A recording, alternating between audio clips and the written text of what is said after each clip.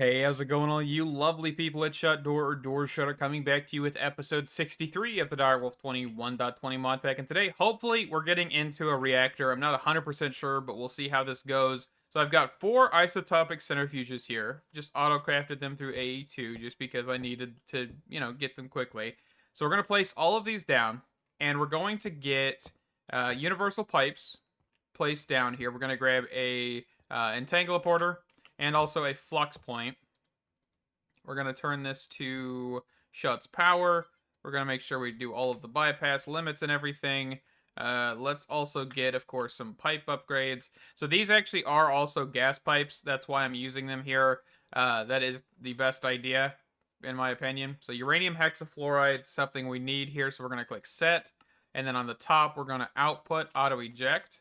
And then we're going to do this there. And this should start. Let's just clear. Do input. There's no items in this, so that should be good. So let's grab the... quickly mute this, because goodness gracious. We need to grab the configuration card from Mekanism. Okay, that should kick these all off. I believe these can accept speed upgrades and energy upgrades. They can. So Mechanism upgrade. So let's get... Goodness gracious. Just trying to get the upgrades. 64. And 64. And then these do not accept gas upgrades, right? Okay. Just have to check that every once in a while.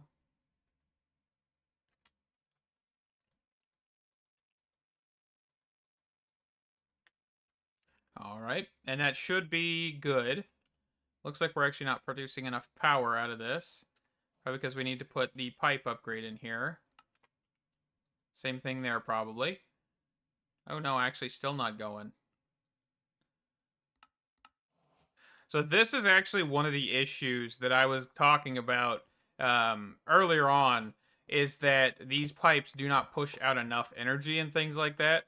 They're good for kind of basic machines, but when it comes to stuff like this, we're actually going to need to probably use 2 different pipelines, which is fine. Let's grab that entangler real quick.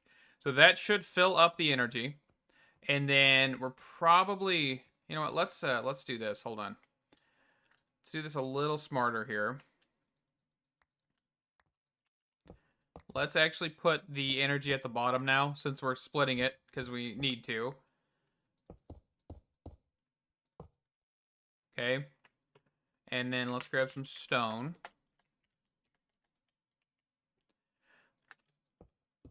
Perfect. So we can actually do the entangler back here, and we'll just do pressurized tubes. So just this. And let's make sure we configure these correctly. So on the back side, we're going to do input, clear that. And then actually on the front, we're going to do output. So configure card. Let's make sure we just configure those, because I think I clicked on the middle one when I meant to click on the left one. Okay. So then, of course, uranium hexafluoride. We're doing output on top still. Let's clear, just make sure. There we go. And of course, if we wanted to make this even clearer, we could grab the configurator, make sure it's on the proper channel. Just do all of that. There we go. So now we can do the pressurized tubes to get the output. So that is a ultimate chemical tank. Just grab one of those. So place that there. So this is going to start getting us fissile fuel. And of course, if we wanted to, we could actually make this more clear as well. Don't have to do this on every machine or everything, but it just makes it look nicer as well. And we know what's pulling, where it's pulling from, and all of that stuff. So let's look at, of course, another entangler porter. We're going to be using these quite frequently, but that's okay. Entangler porters, the biggest thing is they really don't cost that much, especially because we have all the bees doing the refined uranium, or the refined obsidian, goodness gracious, not uranium, and all of that stuff. So it's much easier.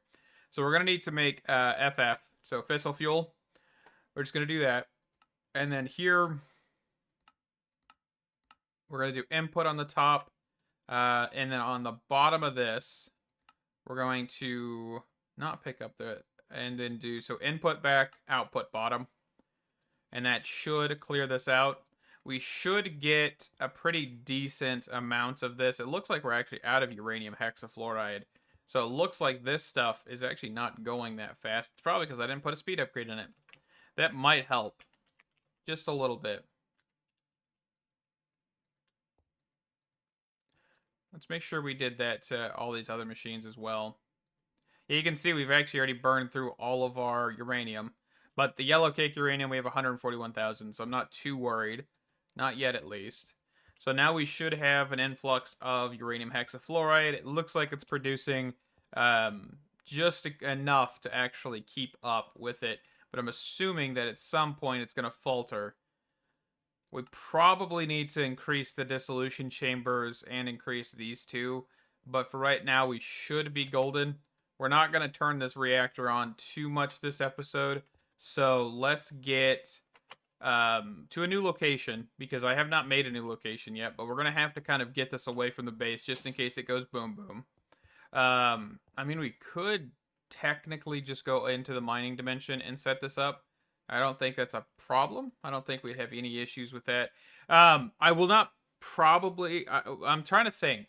So I don't think I'll be doing a turbine. I basically want this for the nuclear waste, right? That's the only thing we're doing this for. We're not really doing it for power. We're going to kind of stick with solar panels, I think, this season. Just because, honestly, I don't feel like setting up anything too fancy.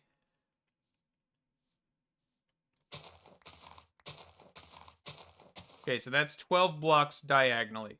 Apologies, I just kind of counted it in my head right there. But that is 12 blocks diagonally. I'm not going to make this too big. Just 12 blocks. And we're going to do this, of course, in one chunk. That's why we got the chunk borders up. There is a min and max you can do of reactors and things like that. I will provide the Mechanism Wiki link down in the description so you guys can read up on the reactors and stuff. I would do a turbine if I was doing this for energy, because that's where it produces its energy. And also you can kind of keep the self-sufficient loop type of thing, because you push steam out of the reactor and into the actual turbine, and the turbine then condenses it back down into water, and you can feed that water back into the reactor and kind of just have that infinite loop of self-sufficiency. We don't really care too much about that because we're not really dealing with it. And I'm pretty sure the building gadget cannot... Oh, it can do reactor casings now. Okay, that's fantastic. So let's get that. And then we're going to go up 1, 2, 3, 4, 5, 6, 7, 8, 9, 10, 11. So that's 12 right there. So we're going to go 13, 14, 15. Because we're going to need these top 3 to be... No, that's the wrong thing. Okay, we'll just create at this height. That's fine. I was thinking of the turbine. Gotta get the turbine out of my head right there. So let's get the top placed here. So with the top, we're actually going to break out the kind of middle section here. So we're going to keep one gap and then just kind of take this out. Oh, we're doing that, aren't we? Okay, so let's just do it against one side here. So we're doing...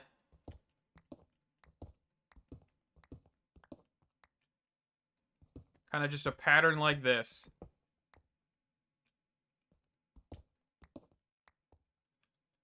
I think we're still good. Yeah. We could probably push this to the edges, but I don't really think... I don't think I've ever done that, and if I have, I can't recall. But there's tons of ways you can do these reactors. A lot of people have put tutorials out there on putting these and making them super efficient and all of that stuff. Probably not the best tutorial for this. This is just a general overview more than anything. So we're going to need some what is called control rods assemblies. We're also going to need some fissile or fission fuel assemblies. So we're going to need to do with the fission fuel assemblies is kind of place these down in these holes in a sense. So there's a hole here, so we're going to skip a block, hole, hole, skip a block, hole. Okay, and we're just going to kind of repeat that. And I think what we actually could do is we can get these set on the building gadget, and we can get kind of in the hole, because we can't, I mean, yes, we could, but we can't really place one here, because this is where actually the control rod assembly is going to go. Trying to see if I could get sneakily on this and place multiple by just one hole, but that's okay. I think what we could do, that's all right. I was thinking of removing some pieces, but let me get this all placed and we'll be right back. Okay, so one thing I'm just going to try is the Infinity Wand from Construction Wand here. We should be able to just do this. This is actually going to be much, much quicker.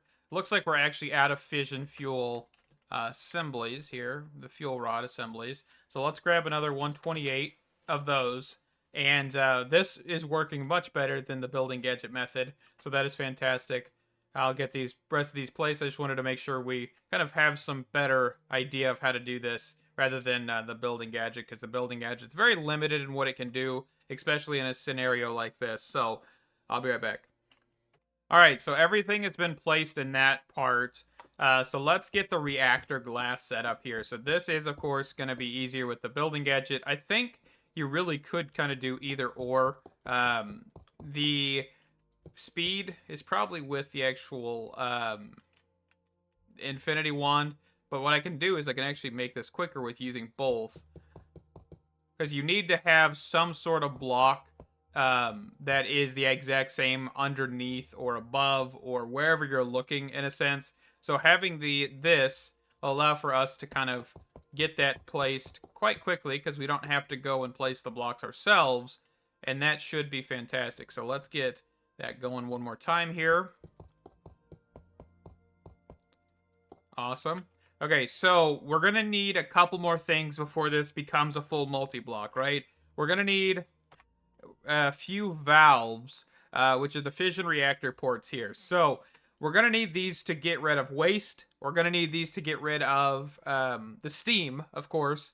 That is going to kind of just be voided, but let's get into this here. So we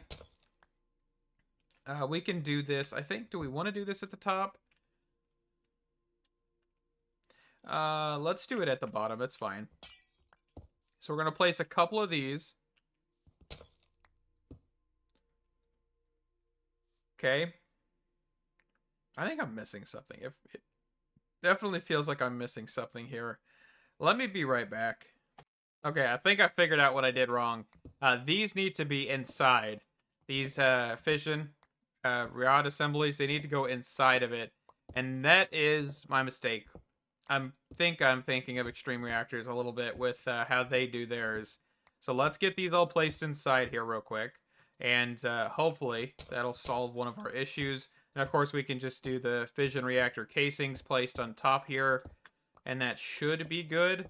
I'm looking at, of course, the Wiki page right now to see if this is our issue. And I'm hoping this is. But from the images on the actual reactor Wiki, this looks like the reactor rod, fuel assemblies, and all that stuff are located inside the machine, or inside the reactor. So we'll get those changed. I'll be right back. Okay, so that's one issue solved. I think the next is actually getting the 4 main ports, right? That should be close to everything. I'm hoping. So this is still not forming. What did I do wrong? So the maximum size, by the way, is 18 by 18. By 18. It does say that here on the wiki. Just wanted to throw that out there. But it looks like for some reason this is not forming still.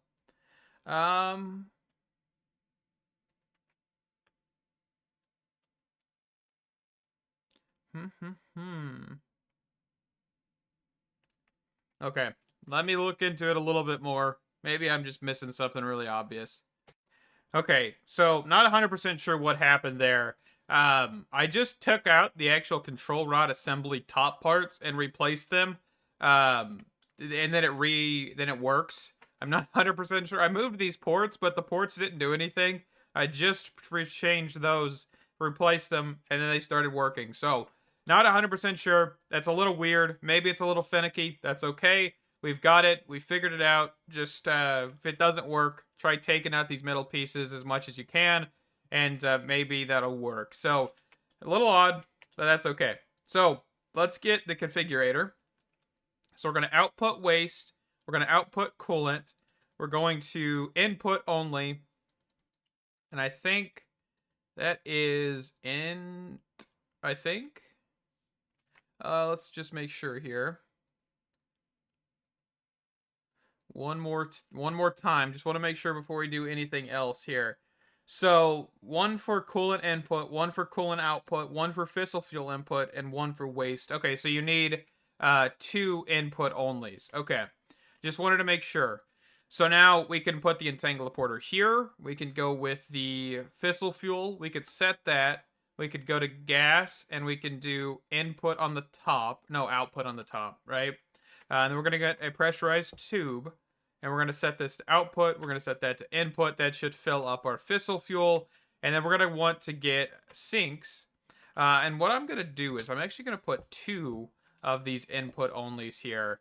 And we're going to put a sink here and a sink here, just in case. You know, don't want anything to go wrong here. We're going to go for the ultimate mechanical pipes. They're right here. Okay. They just look a little off to me still. Haven't got used to their texture change. But we'll just do that, do that, do that. And that should start filling this with water pretty rapidly, I will say. The next thing we're going to want to do is get a trash can. Let's do... I don't know if this is actually able to be trashed. That's the other thing. But I think it's a fluid. And I guess we'll verify once we actually turn this thing on for a second, is if this is a fluid. So let's get ultimate. And then here we're going to want a nuclear waste. Let's see. Radioactive waste barrel. Okay. We're just going to grab a handful of those. And we're going to get a pressurized tube to then put from here into here. And then we should be able to start this thing. Okay. The amount of water that this thing is going to need is insane, by the way. It'll take a little while to fill up fully. But we should be able to activate this. Okay. And we should be able to also immediately mute this, because it is loud. You should see that we are gaining water still. We are currently... Let's see, if we right-click this with an empty hand... No, it doesn't work anymore? Okay. So it's going to get up to temperature. That's one thing that's going to happen. You can see the temperature slowly rising, which is what we want. I've also placed down a reactor logic adapter. Basically, if you detect a certain thing, and we can set up a redstone circuit later down the line. I'm not too worried about this, but this is something you can look at. There is a tutorial on the actual wiki showing you how to use this and setting up an actual circuit that'll turn this off and on. I think I've had problems with it in the past, but you know, for right now, we're gonna kind of ignore it, because we should have a decent amount of fissile fuel, enough water coming in, and a high enough temperature. You can see that we're actually getting a good amount of steam here, and this is actually not pumping out. So what we're going to need to do is we're actually going to need to get an ultimate chemical tank, one of these here. So with this ultimate chemical tank, once we get it, we can set this down. We can get a pressurized tube. We can go to the exact opposite of what I just did. There we go. And we can just do dumping excess. Okay. We may use this in the future. I don't 100% know what steam is used for other than the turbines, but I'm pretty sure we could actually use this for other turbines if we really wanted to. Looks like we could actually use this for chemical injection of different things. That'd be pretty interesting. We could turn this into liquid steam, which liquid steam would be able to be used in other applications. Okay, that's pretty cool. So if we wanted to make like advanced generators, we could totally do that instead of a turbine. Awesome. Okay. How are we doing over here? I don't think this tells me any information anymore, which is kind of sad. But what we can do is we can grab a solar neutron activator, I believe. Okay, so this needs HDPE pellets. Okay, so we're going to have to get into that next episode. So what I'm going to do is I'm going to turn this off for now, and we're going to wrap this one up here. So we've got a few things done today. We've got the fissile fuel. We've got the actual reactor. The reason I'm not keeping this on is because I don't want to not be near this thing when it's on, because we don't have that redstone control as of current. But this is this. We should be able to get quite a bit. I think for right now, this is really stable. So if we wanted to, we could activate this. The only issue that I could see happening is we run out of fissile fuel. But let's actually also get a chunk loader. Just a single chunk loader here. Set that here. And we'll chunk load this. Worst case scenario, it blows up. We're in the mining dimension, so I'm not too worried. But yes, this can blow up. Biggest problem is, of course, running out of coolant or running out of fissile fuel. And the temperature should be fine. We've got enough water in there. And I have seen plenty of people actually put these control rod assemblies out to the edge and then checkerboard pattern and the inside, by the way. But anyway, thank you guys so much for watching. Stay awesome, and I can't wait to see you in the next one. Bye-bye.